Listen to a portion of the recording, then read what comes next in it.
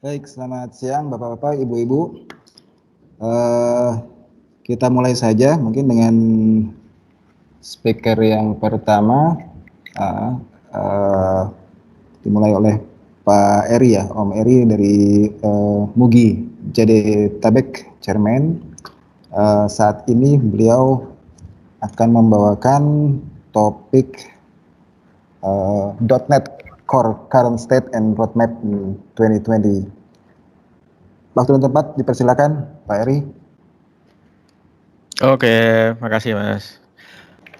Sama-sama, Pak. Ya, oke. Ini giliran saya nge-share gimana ya? Oke, Langsung aja ya. langsung aja bisa Oke, sudah udah. Oke. bisa. Sudah. Ya, halo teman-teman.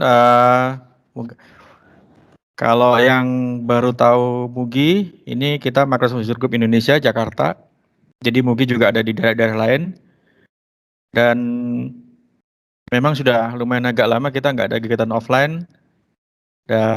Ini kita 2020 ada pertama kali di 2020 dan langsung harus online karena pandemi. Tapi yang penting kita tetap semangat untuk sharing-sharing. Oke, sekarang saya akan membawakan tentang current state of .NET Core in 2020, in 2020. Jadi kita akan bahas .NET Core. Kita akan bahas .NET Core tidak secara detail, tapi paling tidak saya kasih tahu ini loh .NET Core dan kondisi terakhirnya atau perkembangan terakhirnya di 2020. Oke, saya mulai slide saya. Oke. Di 2020 dan di masa yang akan datang. Saya dalam hal ini saya kasih kurung near future karena sebetulnya aslinya perkembangannya sangat pesat ya. Nanti saya jelasin. Berikut ini perkenalan tentang saya. Saya software developer sehari-harinya dan bisa dibilang community servant ya. Jadi saya bisa dibilang suka bagi-bagi, suka sharing, suka ikut mentoring di komunitas. Saya juga Microsoft MVP sejak 2013. Di komunitas saya ketua MUGI Jakarta, Jadetabek ya, sama aja. Dan yang baru-baru di tahun kemarin, saya juga ketua komunitasnya Azure DevOps Indonesia. Ya, komunitas kita masih kecil. Tapi karena berhubung beberapa customer saya dan ada beberapa teman-teman yang lain minta dijadikan ada komunitas sendiri, akhirnya saya coba bikin. Nah, sehari-hari saya juga ada di GitHub. ID saya, oh ya agak-agak nge-lag ya? Udah normal. Udah, oke, sip.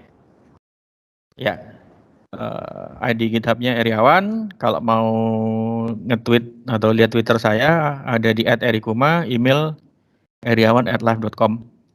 Itu sebelah saya itu ada istri saya.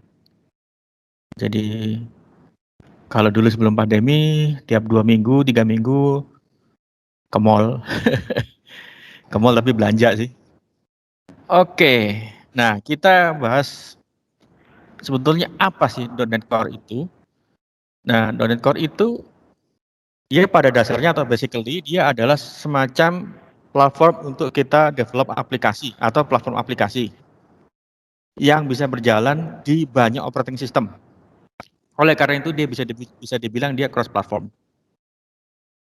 Dia bisa jalan di Windows, di Linux, macOS, Android, iOS, dan yang lain-lain. Nanti akan saya jelaskan lain-lain itu apa. Nah, oke. Kemudian dia juga bisa dibilang sebetulnya .NET Core itu .NET Framework yang cross platform. Karena basically .NET Core itu ide awalnya dari .NET Framework. Dan yang kenyataan yang lain atau fakta yang menarik adalah .NET Core itu sedang secara terus-menerus di-develop dan disupport. Nah, yang harus digarisbawahi ini adalah .NET Framework itu sendiri tidak dikembangkan lebih lanjut sejak .NET Framework 4.8 atau versi 4.8. tapi masih disupport. Nah, itu kenapa saya kasih huruf miring masih disupport itu dalam arti benar-benar masih disupport selama supportnya masih melekat di Microsoft Windows. Tidak saya sebutkan di sini karena nanti bisa teman-teman nanti lihat sendiri di dokumentasinya. Dan yang paling penting adalah ada kata-kata tidak dikembangkan lagi. Berarti versi 4.8 ini adalah versi .NET Framework yang terakhir. Nanti tidak akan ada .NET Framework 4.9. Tidak akan ada .NET Framework 5. Oke. Kita ke slide berikutnya. Nah, secara umum atau secara gampangnya, .NET Core itu tidak sama dengan .NET Framework. Gitu. Kalau teman-teman mau mulai coba-coba belajar, terutama yang masih baru, atau misalnya pengen tahu kenapa sih kok harus .NET Core gitu ya, kita bisa masuk ke ini ada websitenya. Sebetulnya link aslinya lebih panjang dari ini, tapi untuk ngafalinnya gampangnya adalah dot.net/core. Itu. Oke. Nah, kemudian saya akan demo-demo sedikit. Ini saya kasih keterangan di Windows dan di Linux, tapi di Windows. Nah, saya akan pakai yang namanya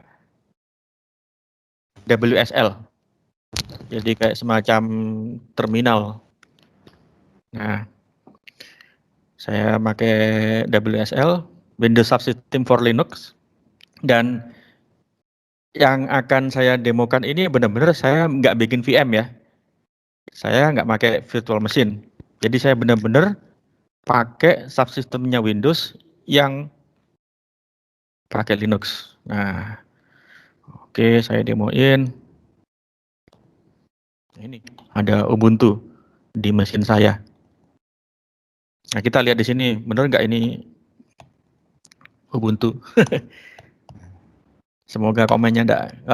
Salah nih komennya. Oh iya, sebentar Om Eri di sela sebentar. Ya. Buat teman-teman para peserta yang ingin bertanya mungkin sambil drop di chat aja. Bisa di chat dulu aja nanti supaya nanti bacakan. Silakan. Ya, silakan Om Eri lanjut. Oke. Nah, ini Ubuntu yang saya pakai Ubuntu versi 20. Dan ada kata-kata LTS. LTS itu long term servicing atau ada juga yang bilang long term service. Long term service berarti kalau kita pakai versi 20 itu tergantung perusahaannya. Kalau Microsoft yang dia ngeluarin .NET Core long term service-nya 3 tahun. Kalau Ubuntu 4 tahun. Jadi ada masing-masingnya. Tapi kurang lebih biasanya memang 1 tahun lebih lama daripada yang versi bukan LTS. Jadi kalau teman-teman ada yang pakai Ubuntu yang versi 19, itu bukan versi LTS. LTS-nya Ubuntu yang sebelum versi 20 adalah 18. Kalau mau lihat daftarnya silahkan lihat di websitenya Ubuntu. Nah, kenapa saya pakai yang versi Ubuntu yang ini? Karena setahu saya pakai untuk nyoba .NET Core di Linux ini yang paling mudah. Mungkin teman-teman kalau misalnya ada yang cocok dengan distro lain silakan.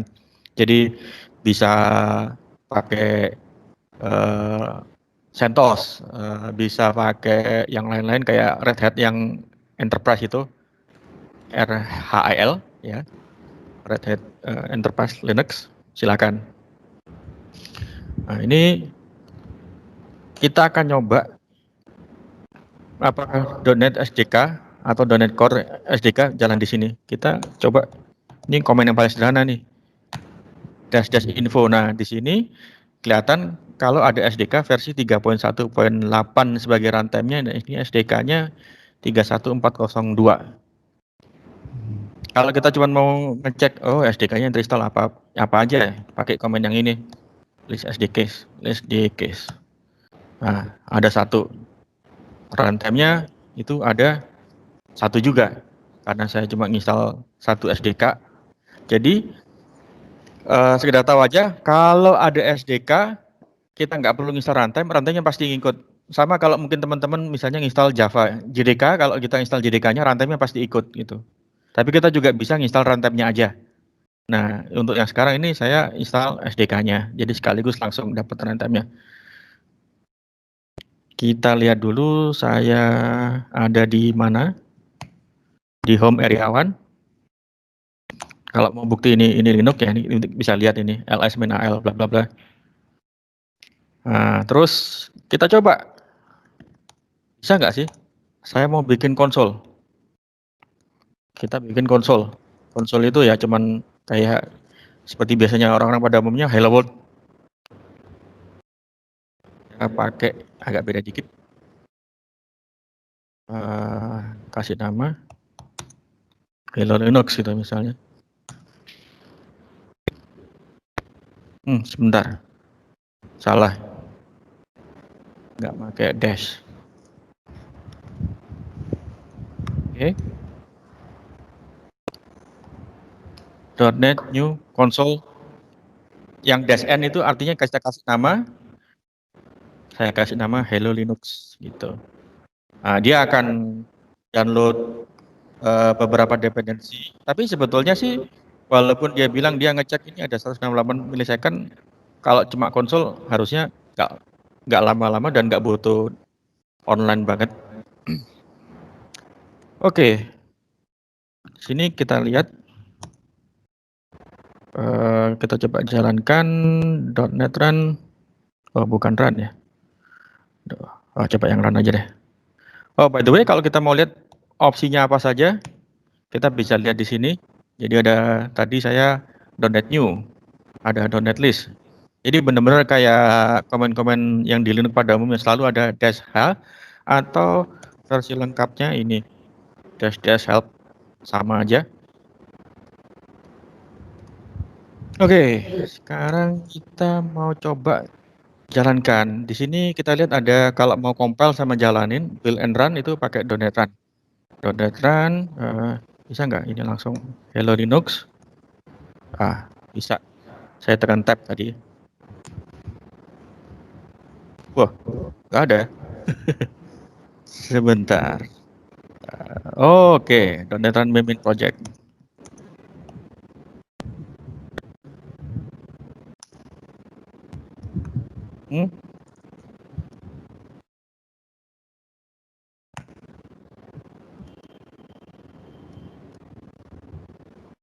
Dia akan compile dulu. Nah, ya hello world. Kalau kita lihat di sini, saya misalnya ke ls. Oke, tadi sama dia disimpan di sini. cd hello Linux ls. Oke, kita lihat. Ada program.cs. Jadi ada Hello Linux CS Project. Nah, kita mau bandingin kalau di Windows. Sekarang saya buka ini terminal. Tapi ini sebetulnya sama aja ini.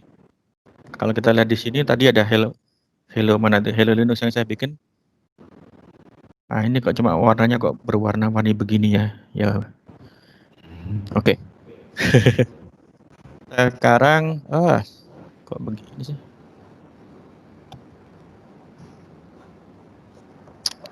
Salah tadi. Oke, saya mau ke command prompt. Nah, ini yang saya pakai ini Windows Terminal. Jadi bisa kayak banyak tabnya gitu. Kita lihat di sini. Kita lihat infonya. Nah, di Windows saya ini ada 2 SDK. Jadi ada versi 31402 sama 50 plus ada runtime. Jadi runtime-nya itu ini. Oke. Nah, kalau misalnya kita mau bikin .NET New Console tadi ya. Sekarang ini Hello Windows atau Hello World di D. Nah, ini yang menarik. Kalau kita bikin konsol, kita nggak kasih tahu versinya. Kebetulan di Windows yang saya pakai ini terinstall versi 50.100 preview. Nah, nanti dia akan pakai SDK yang terakhir, seperti yang kita lihat di sini. Nah, kalau tadi yang di Ubuntu saya, di Linux yang ada di sini itu dia pakai 3.1. Tapi basically sama. Kita .NET Run. Oke, yang guidance-nya tadi. Hello World.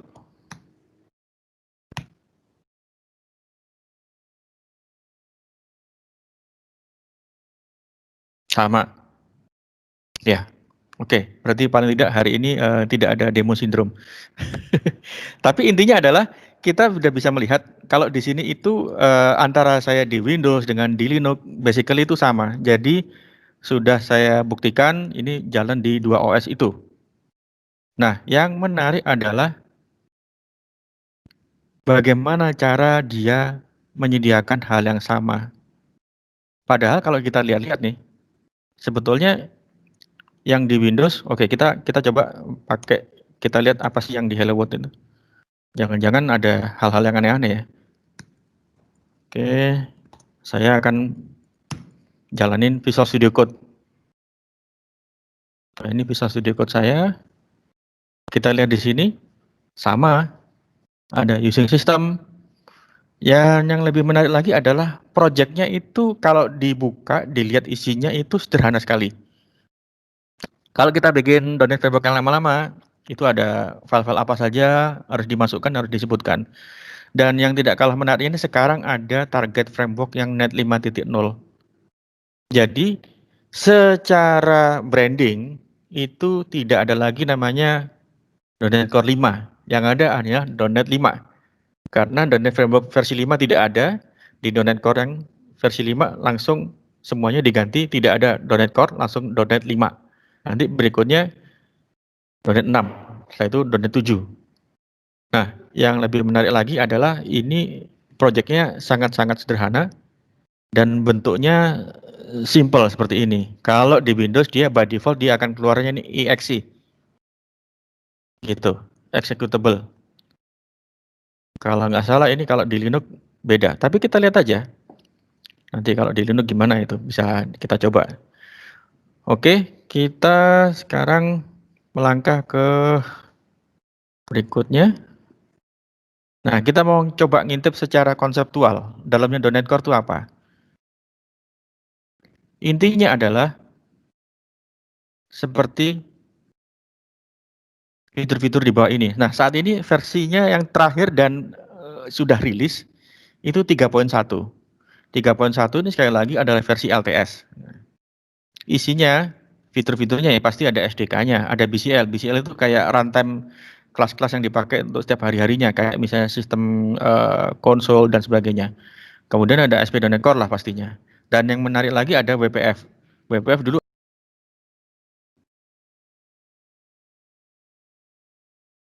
.NET Core juga, dan bahasa pemrograman yang dipakai itu ada C#, ada VB, ada F# dengan versi-versi seperti ini. Oke. Maaf, untuk minta diaktifin fitur chattingnya. Ya. Untuk fitur chattingnya masih termasuk di tim aja, belum secara attendance umum. Terserah. Oke, sebentar. Cek dulu. Terserah. Ya. Atau nanti sambil ini kan kita ada sesi tanya jawab nanti setelah Pak Eri selesai present. 15 menit kita ada sesi tanya jawab, bisa langsung raise your hand aja. Ya, oke. Saya balik lagi ke slide kalau gitu. Mana tadi ya? Nah, ini bahasa pemrograman yang disupport oleh .NET Core ini bukan berarti dia nggak ada support untuk bahasa lain ya. Karena .NET Core ini open source, support dari bahasa pemrograman lain tersedia oleh komunitas, jadi kita nggak usah khawatir. Oke, nah ini yang tidak kalah penting itu IDE. IDE itu Integrated Development Environment. Kalau di Windows, kita pakai Visual Studio 2019, yang update-nya 16.7 ya. Kalau di Apple, kita pakai Visual Studio for Mac, minimal versi 8.2. Nah, ini ada Visual Studio Code. Visual Studio Code itu sebetulnya lebih condong dia cuma code editor, jadi nggak ada desainer visualnya. Tapi Visual Studio Code bisa jalan di Windows, bisa jalan di Linux, bisa jalan di Mac. Oke, nah Sekarang saya udah mulai melangkah ke apa sih nanti yang .NET Core setelah 3.1 ini. Dan yang paling dekat nanti di bulan November ada .NET 5.0 seperti yang tadi saya bilang kita sudah nggak pusing-pusing .NET Framework lagi. Yang paling menarik di nantinya .NET 5 adalah tidak ada yang namanya .NET Standard. Dan .NET Standard ini mungkin kalau teman-teman yang baru kenal .NET Core di tahun ini mungkin akan bingung, kenapa kok saya sebutkan .NET Standard? Karena .NET Standard itu dulu sebelum .NET masih sebelum versi 3 ya, itu sudah dibikin Microsoft untuk menjembatani bagaimana caranya kalau kita bikin aplikasi di .NET Core tapi kita masih kepingin pakai beberapa fitur-fiturnya .NET Framework, pakai API-nya .NET Framework. Nah, tengah-tengahnya itu salah satunya .NET Standard. Ya, dan dia juga lebih dari gak cuma Windows, Linux, sama Mac, tapi juga ada yang lain-lain. Kayak dia support operating sistemnya Samsung gitu, yang Tizen. Dia support Tizen. Nah, contoh yang lain, ASP.NET Core-nya tuh support HTTP2 sama gRPC. Ini HTTP2 yang penting nih. Kemudian di .NET 5 itu ada fiturnya dari Xamarin jadi masuk ke .NET Core. Jadi masuk ke .NET 5, terutama Mono. Informasi selanjutnya bisa dilihat di github.com/.net/runtime. Nah, terus yang targetnya ada lebih unified. Jadi OS-nya itu sudah mulai dipisah dari deklarasi SDK-nya. Dan yang tidak kalah menariknya adalah kalau kita nanti bikin publish, kita bisa memaksa supaya runtime-nya itu sudah include dengan aplikasi kita. Plus, kalau ada fungsi-fungsi yang kita nggak butuh di runtime itu, di library itu, kita bisa supaya, katakanlah library A isinya ada fungsi A1, A2, A3. Kita cuma pakai A1 nih, ya dia hanya include binary-nya A1 doang, seperti itu. Nanti bisa dilihat di dokumentasi. Oke, kita mau demoin sebentar. Nah, tadi kita lihat, ini sebenarnya juga sudah termasuk demo ya. Jadi di .NET 5 itu langsung begini. Nah, bagaimana kalau kita mau bikin contoh yang jalan di Windows, terutama kayak WinForm gitu. Nah, ini saya pindah command prompt. Oke.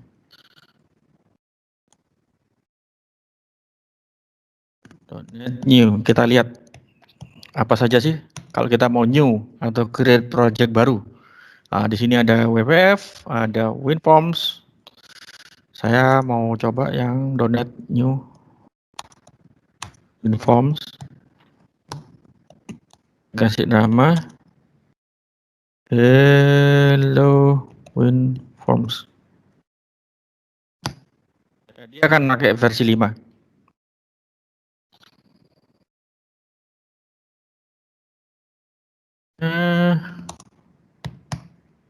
Kita lihat di Visual Studio Code-nya. Nah, ini ada Hello WinForms. Kita lihat ini, CS Project-nya sekarang apa? Nah, ini yang tadi saya bilang. Jadi, ada pemisahan antara SDK dengan OS-nya. Jadi target framework-nya langsung ngasih tahu, oh ya, saya bikin aplikasi ini karena ini Windows, dia running-nya di Windows. Karena WinForms dan WPF hanya ada di Windows. Dan dia langsung ngasih tahu, ini .NET-nya .NET 5 yang hanya jalan di Windows. Jadi kita nggak bisa maksa, oke, ini hanya untuk .NET 5 semuanya, nggak bisa. Karena native-nya WinForms itu selalu dari dulu sampai sekarang jalannya di Windows. Dan output type-nya itu WinExe. WinExe ini berarti kalau kita run project ini, dia akan nggak melalui command prompt dulu, dia akan melalui langsung tampilannya GUI atau UI. Oke, kita .NET run.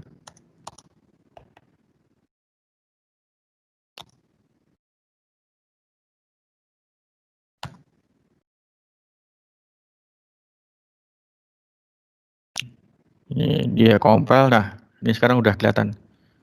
Jadi kita sekarang punya .NET Core WinForms yang jalan di Windows. Nah, kenapa kok beda dengan yang sebelumnya? Sebentar. Oke, saya nggak cuman based on SDK saat itu, tapi saya juga bisa begini, .NET New, WinForms. Saya kasih tahu, oh saya mau pakai Netcore App aja. Netcore App yang lama, yang 3.1 gitu, bisa, masih bisa. Asalkan selama dia masih disupport oleh si SDK yang paling barunya itu. Nah, kemudian saya kasih nama Hello WinForms. Untuk bedain ini di versi 31 gitu. Ini sebetulnya harusnya saya kasih nama pindahnya jangan di folder ini, tapi nggak apa-apa. Hello.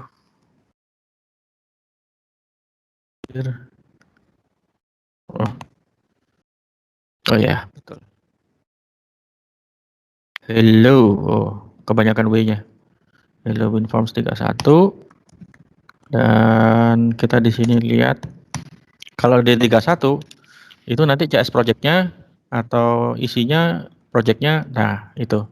Jadi nggak ada keterangan dia jalan di Windows apa enggak, cuman SDK-nya yang ngasih tahu, oh ini Microsoft.NET Core SDK pakai Windows Desktop. Nah, nanti dia akan ngasih tahu juga yang kalau di Net 5 nanti ada Net 5.0 dash Android dash iOS dash apa itu OS X kalau nggak salah, seperti itu. Oke, sekarang kembali lagi ya yang tadi ini slide-nya ngintip-ngintip nih. Ini kalau di .NET 5 tidak ada .NET Standard lagi. Jadi ini sebetulnya ini .NET Standard ini sudah jadi satu dengan infrastrukturnya .NET 5, termasuk runtime-nya, compiler-nya, sama bahasa-bahasa yang dipakai. Nah, ini layar di atasnya itu ada WPF, Windows Forms, UWP. UWP itu aplikasi yang Windows Store-nya sejak Windows 8 ke atas itu. Kemudian ASP.NET Core ini, sorry. Kemudian ada Cloud, ya Azure, ya Xamarin itu mobile Xamarin Mono, Unity, IoT. IoT ini dia bisa nggak cuma di ARM32 sama ARM64, tapi juga bisa jalan di Raspberry Pi, seperti itu. Kemudian ada AI, pakai ML.NET sama Apache Spark. Nah, toolingnya seperti tadi yang saya sudah jelasin, Visual Studio for Mac, Visual Studio Code, kemudian ada Command Prompt. Nah, ini penting, karena apa? Kalau kita develop di Linux, ya, karena belum ada GUI-nya, makanya semuanya jadi pakai Command Prompt, seperti yang tadi saya demoin itu. Dan kalau teman-teman suka utak-atik DevOps itu by default nggak ada GUI-nya. Jadi kalau dia sudah jalanin continuous integration, udah pasti semuanya aslinya command prompt scripting. Makanya mungkin ini saat yang tepat untuk teman-teman nantinya belajar scripting. Seperti itu. Nah, berikut ini adalah schedule-nya. Sekarang kita di 2020, yang sebentar lagi mau keluar itu .NET 5 di November. Yang 3.1 kemarin di tahun kemarin, selanjutnya ada 6, 7, 8. Yang nantinya, yang versi genap LTS, yang versi ganjil itu bukan LTS. Jadi yang .NET 5 supportnya nggak sampai 3 tahun. Kalau nggak salah 1,5 tahun lebih dikit gitu. Jadi terserah teman-teman kalau mau selalu kayak iklannya Yamaha itu semakin di depan nih, selalu pokoknya paling terakhir lah gitu. Terserah mau ikut yang versi ganjil silakan. Tetapi biasanya untuk corporate carinya supportnya yang lama-lama, at least 3 tahun seperti yang 6.0, 8.0 seperti itu. Dan ini schedule-nya itu sudah bisa dipredictable, bisa diprediksi, nggak usah pusing. Nanti pasti akan nyampe ke situ. Kalau katanya teman-teman itu ya sudah enak dari sisi belajarnya juga gitu. Nah, konsekuensinya cross platform. Berarti kita mau nggak mau bukan mungkin ya, ini bisa dibilang sudah dari awal harus belajar disiplin bagaimana kita bikin library, bikin aplikasi itu mikirnya harus cross platform dulu, baru nanti kita mau butuh GUI misalnya, ya udah lempar aja ke Windows gitu. Atau misalnya lempar ke Xamarin ada Xamarin Forms yang jalan di Android sama iOS.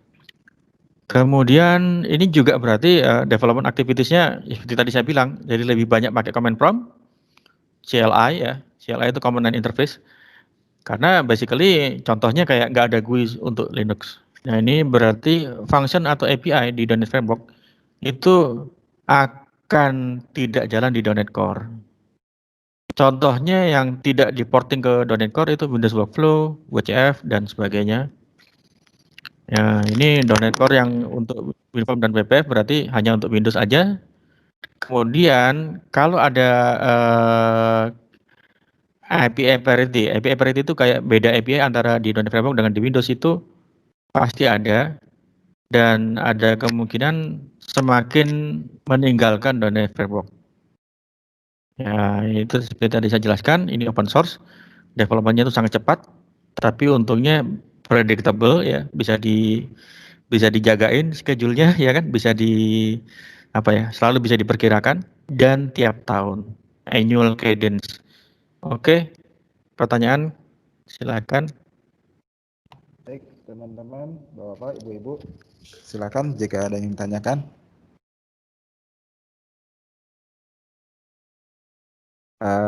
Raise hands dulu, nanti di open mic-nya. Kami akan open mic-nya.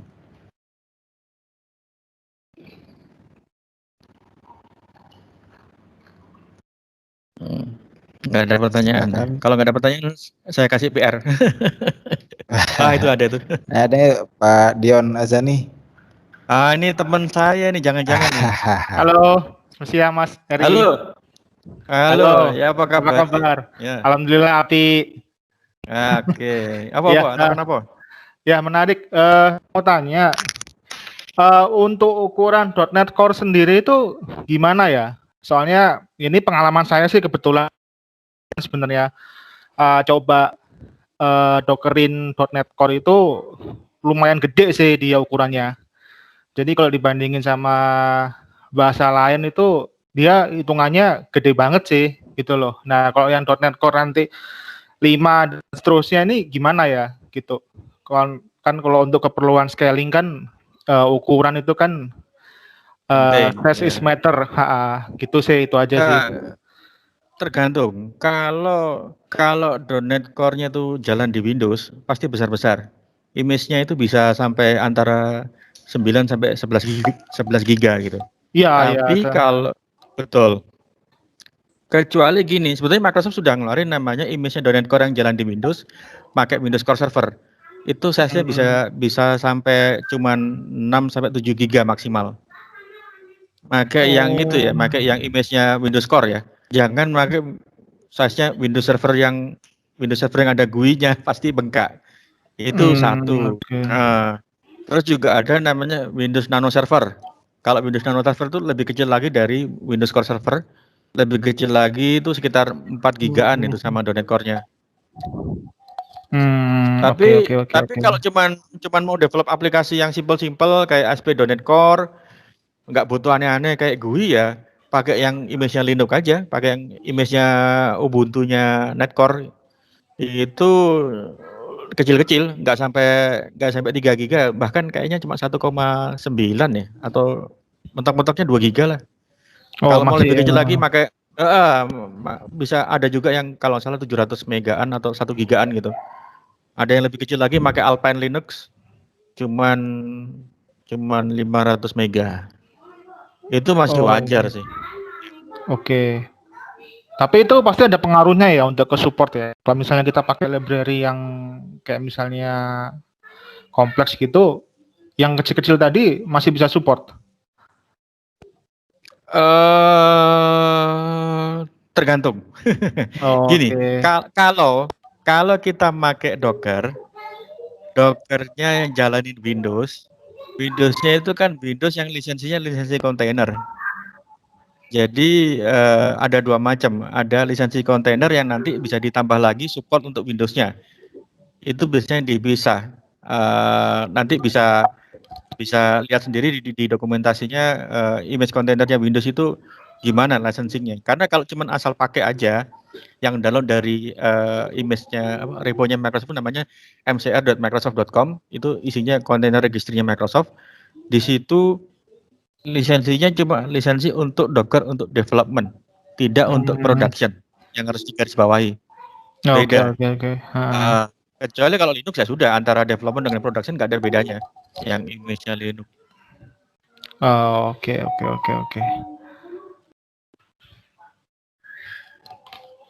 Gak apa-apa kalau ada pertanyaan yang lebih lanjut bisa DM konco dewe. Oke. Ya tapi Oke, nggak apa-apa. Sun. Memang itu pertanyaan yang masuk akal itu bagus itu. Soalnya banyak juga yang tanya ke aku. Jadi kalau Windows itu pakai versi yang nano server aja. Cuman masalahnya nano server itu tidak bisa untuk .NET Core yang lama-lama. Tidak bisa Oke. untuk .NET Core sebelum versi 3. Lagi pula .NET Core sebelum versi 3 sudah nggak disupport ya. Jadi saranku ya minimal ya sekarang ya .NET Core yang versi 3.0 jangan 3.0 sudah nggak disupport sudah sejak bulan lalu. Minimal yang versi 31 lah sekarang. 31 ya. Ya. Oke. Itu. Oke, makasih Mas Eri. Monggo. Oke. Pertanyaan yang lain silakan. Yang lain teman-teman, Bapak, Ibu-ibu silakan.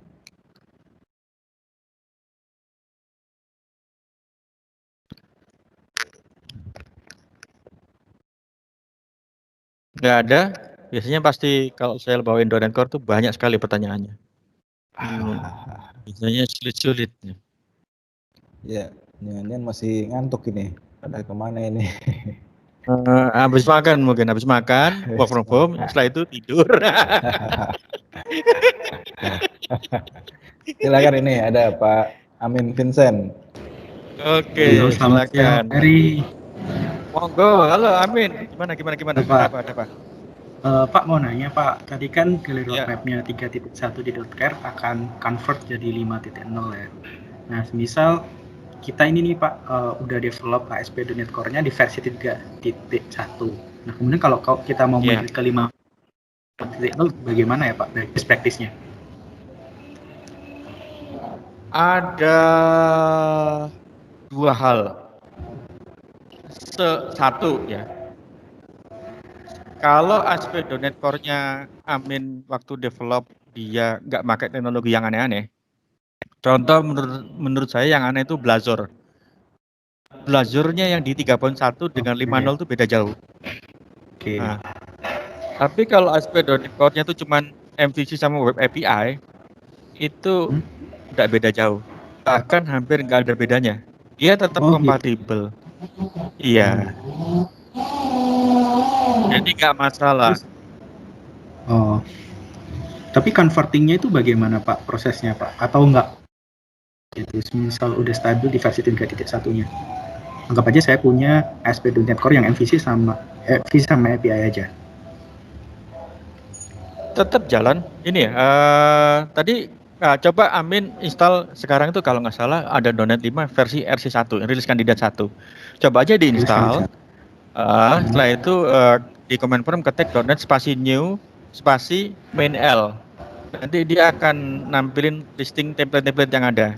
Nah, nanti coba .NET new MVC gitu misalnya.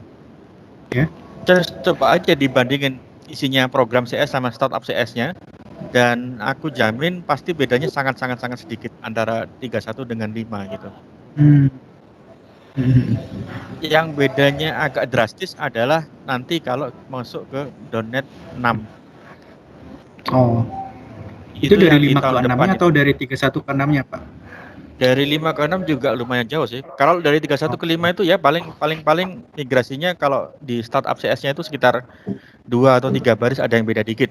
Tapi itu beda dikitnya itu juga nggak masalah sih kalau dicopas lagi dari yang 31 ke 50 ya tetap jalan nggak ada masalah gitu.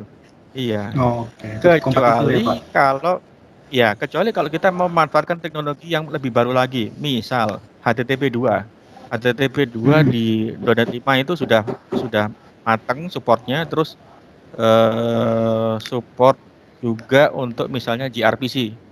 Nah, itu yang mau nggak mau migrasinya harus hati-hati gitu.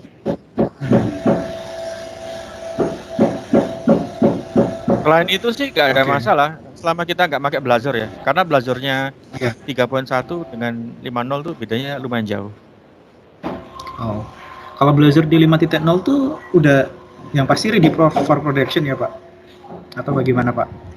Ready for apa? Production. Kalau RC itu sudah ready sebetulnya. Versi-versi yang sebelum RC kayak preview 7, preview 8 itu belum boleh. Itu nggak ada supportnya. Oh. Cuma untuk nyoba-nyoba Oh, gitu ya. Tapi kalau sekarang kan sudah RC 1 ya. Coba aja Amin masuk ke dot.net/core terus pilih download. Nanti di situ ada RC 1 ya sekarang ya. Itu bisa. Bahkan Microsoft di websitenya dot.net itu, ini coba saya share sebentar. Ini kalau kita masuk sini nih dot.net/core ya. Nanti alamatnya ganti. Oh, agak lama. Oke. Ini. Terus kita lihat di bawah sini nih. Powered by .NET 5.0.0 RC1. Bahkan Microsoft sendiri sudah berani pakai ini untuk production gitu. Jadi nggak usah khawatir, Amin. Kalau misalnya ada masalah, langsung aja teriak-teriak di reponya github.com/.net. Iya, kita bisa langsung kasih feedback ke developernya. Jadi mereka itu nggak ada sembunyi-sembunyi, nggak ada harus dilewatin support dulu, nggak ada harus ribet dulu minta ini, bikin tiket support bla bla bla. Nggak. Bisa langsung ya.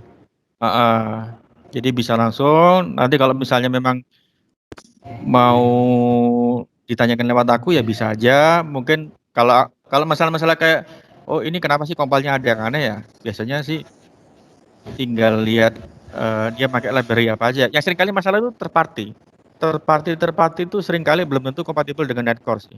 Itu aja. Lain-lainnya sih nggak ada masalah. Jarang-jarang sih ada masalah di Netcore itu. Tapi begitu pakai third party beda lagi ceritanya. Oke, Gitu. Pak Heri, thank you informasinya, Pak. Iya, sama-sama. Sehat-sehat ya, amin. Ya, Pak. Ya, waalaikumsalam. Terima kasih. Yang lain? Ada lagi yang lain? Bapak, Ibu-ibu, silakan. Kok cuma 2 nih? Kebetulan 2 nih teman sendiri nih, wah. Nanti dikiranya nepotisme. Nepotisme. Solusi nih. Iya. Yang lain silakan. Biasanya kalau saya bawain donat itu selalu banyak pertanyaannya itu biasanya itu. Karena waktu tahun kemarin tuh yang tanya itu udah lebih dari 5 orang gitu. Mungkin pada malu-malu ini. Nanti di DM mungkin japri ke Pak Heri nanti mungkin mereka. Bisa langsung ke email atau lewat Twitter saya. Boleh diinfokan Pak Heri, langsung diinfo itunya, alamat japrinya mungkin ya, DM-nya di. Iya. Nah ini tadi waktu saya present ini ada sebentar. Turun slide. Oh, itu dia. Ya, ini dia. Jadi Twitternya Eri Kumang, emailnya ini eriawan@live.com. Kalau bisa yang kirim email ke saya, ya. Kalau bisa kirim email ke saya itu jangan pakai nama email yang aneh-aneh ya. Jangan kayak apa dia selalu cayang apa. Pasti saya tolak, saya blok gitu ya. Saya nggak mau terima yang alay gitu, nggak deh. Ujung-ujungnya nawarin produk-produk nggak jelas juga, ya belum tentu isinya beres kayak gitu-gitu. Iya, siap. Oke. Nanti ini ada rekamannya kan, Mas? Ada. Kita udah recording sini sudah. Oke. Ya. Jadi teman-teman nanti bisa ada kita punya channel YouTube. Jadi kalau ini direkam kita upload ya. Semoga bisa kelar sebelum hari ini sebelum hari Jumat ini. Jadi teman-teman bisa ikut menikmati ya di channel YouTube-nya Movie Jakarta. Oke. Siap. Oke, teman-teman, Bapak, Ibu-ibu, silakan. Masih ada waktu. Ya, masih ada waktu 5 menit. Oh, ini ada yang tanya tuh. Oke. Halo, Assalamualaikum warahmatullahi wabarakatuh. Waalaikumsalam. Perkenalkan, saya Akbar Yasin, saya dari Kendari. Kebetulan saya baru belajar .NET sama C#. Sebelumnya sebenarnya sudah C#, tapi kebanyakan desktop. Kali ini nyoba web frameworknya. Nah, saya cuma nanya ini aja sih, Pak. Udah pernah nyoba ngoprek-ngoprek ini nggak, service tag? Jadi saya kemarin dapat rekomendasi dari teman coba oprek service tag di atas .NET framework gitu. Service tag itu sudah punya porting untuk .NET Core-nya. Saya sarankan pakai service tag yang untuk .NET Core, jangan pakai service tag untuk .NET Framework. Oke. Karena dari service tag-nya sendiri itu mereka sudah ada roadmap, sudah ada planning, mereka tidak akan kembangin lagi untuk yang .NET Framework. Gitu, Mas. Jadi coba mulai ngoprek-ngoprek yang pure jalan di .NET Core-nya, karena secara arsitektur beda. Dan Microsoft sendiri selalu encourage mulai tahun kemarin itu sudah harusnya orang-orang fokus ke .NET Core. Gitu. Coba dipropose di tempat kerjanya Masnya atau di tempat sekolahnya, ya pakai .NET Core aja. Gitu sih, Mas Akbar. Oh iya, baik Mas. Makasih Mas. Ya, sama-sama. Silakan yang lain, mungkin satu lagi teman-teman, bapak, ibu-ibu, terutama yang software developer nih, silakan. Masih ada yang tanyakan?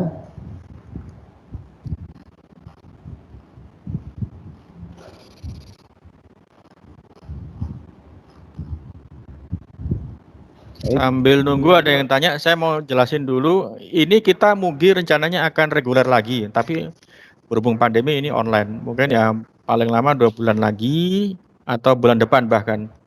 Jadi tetap selalu pantengin meetup-nya Mugi Jakarta. Mantap, iya, mantap. Oke, tetap eksis walaupun pandemi. Siap. Harus itu, iya. Harus. Oke, ayo teman-teman, masih ada tanyakan? Ya, satu orang lagi masih bisa kayaknya. Ya. Ada yang tanya?